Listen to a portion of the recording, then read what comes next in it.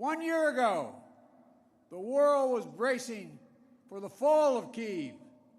Well, I just come from a visit to Kyiv, and I can report Kyiv stands strong.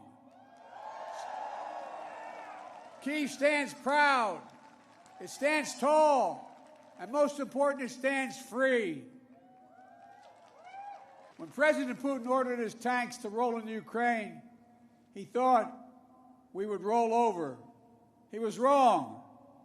The Ukrainian people are too brave.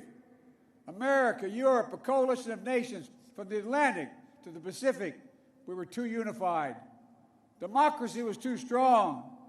Instead of an easy victory he perceived and predicted, Putin left with burnt-out tanks and Russia's forces in disarray.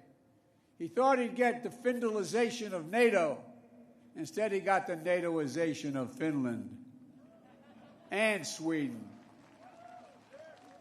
He thought NATO would fracture and divide. Instead, NATO is more united and more unified than ever before. He thought he could weaponize energy to crack your resolve, Europe's resolve.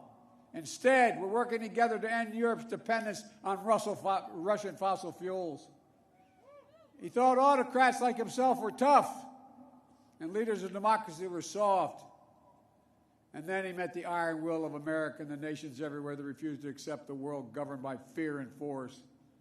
He found himself at war with a nation led by a man whose courage would be forged in fire and steel, President Zelensky.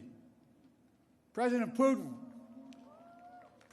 is confronted with something today that he didn't think was possible a year ago. The democracies of the world have grown stronger, not weaker. But the autocrats of the world have grown weaker, not stronger.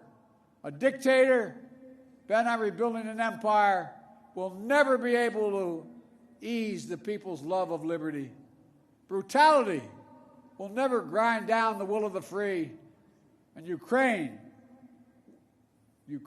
will never be a victory for Russia. Never.